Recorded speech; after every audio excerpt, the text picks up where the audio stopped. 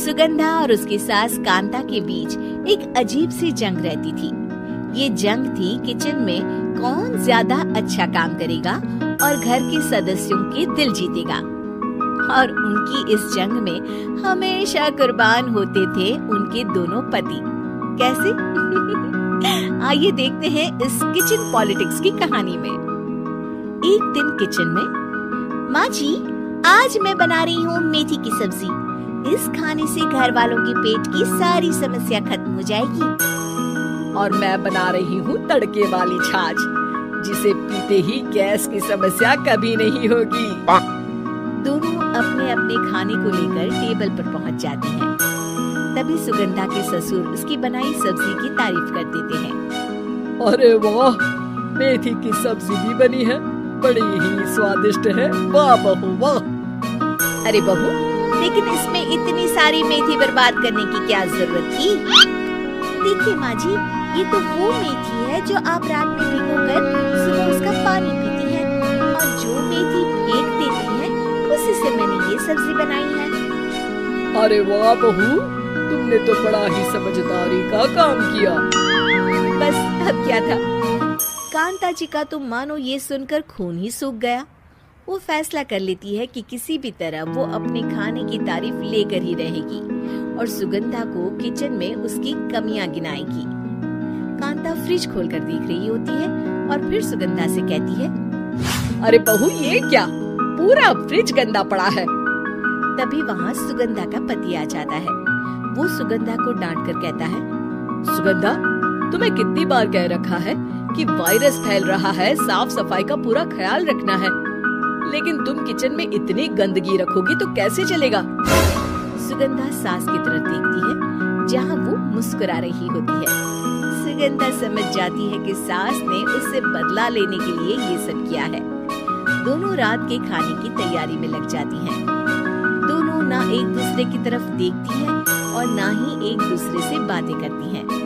रात को खाने की टेबल पर एक एक कर दोनों कई तरह के अलग अलग व्यंजन टेबल पर लगा देती हैं और अपने अपने पति के पास जाकर खड़ी हो जाती हैं। अरे खाइए जी खाइए, मैंने बड़ी मेहनत से बनाया है। प्लेट में वो खाना डालती है। सुगंधा भी दोनों की प्लेट में खाना डालते हुए कहती है, बड़ी ही मेहनत लगी है इस खाने को बनाने में। हाँ, दोनों को ना चाहते हुए भी सारा खाना खाना पड़ता है। कहीं दही तो कहीं मलाई तो कहीं मसाला। और इन सब के बाद दोनों बड़ी ही मुश्किल से अपने कमरे में सोने जाते हैं। लेकिन अगली सुबह सुगंधा का पति चिल्ला रहा होता है, हाय रे, हाय मेरा तो पेट खराब हो गया, हाय माँ बहुत दर्द हो रहा है। तो वहीं कांता के कमरे से भी कुछ ऐसी ही आवाज आने लगती है।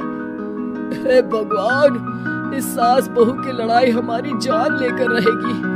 जाओ कोई डॉक्टर को बुला कर लाओ। डॉक्टर आते हैं। दोनों को देखकर कांता और सुगंधा से कहती हैं, देखिए, आप दोनों इन्हें खाने में हल्का ही दीजिएगा।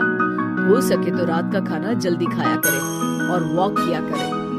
इतना कहकर डॉक्टर वहाँ से चले जाते हैं। जिसके बाद एक बार फिर से दोनों बहुएं किचन में जाती हैं और खाना बनाने में लग जाती हैं।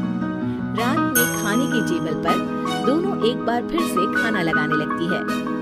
पापा जी, मैंने ये पतली मूंग की दाल की खिचड़ी के साथ ये पापड़ और पुदीने की चटनी भी बनाई है।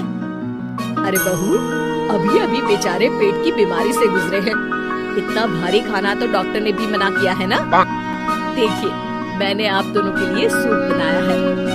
और दोनों उन लोगों की प्लेट में खाना डालने लगती है। तभी दोनों एक साथ बोल पड़ते हैं, बस करो, हमें माफ करो, हमें नहीं खाना इस घर में, ना खिचड़ी और ना ही सूप। हम इंसान हैं, एक वक्त में एक ही खाना खा सकते हैं।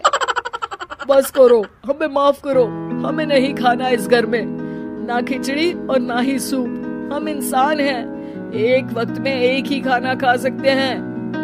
इतना कहकर वो दोनों वहाँ से चले जाते हैं। कहानी का अंत। आप लोग उम्मीद कर रहे होंगे कि अंत में सब ठीक हो जाएगा। नहीं जनाब, अगर सास बहू के बीच सब ठीक हो जाए तो आप ये सीरीज देखे ही क्यों? तो मजा लीजिए इस चैनल में सास बहू से जुड़ी कहानियों का, क्योंकि ये ऐसा रिश्ता है जिसकी मिठास उसकी खटास में हमेशा ज्यादा ही रहती है।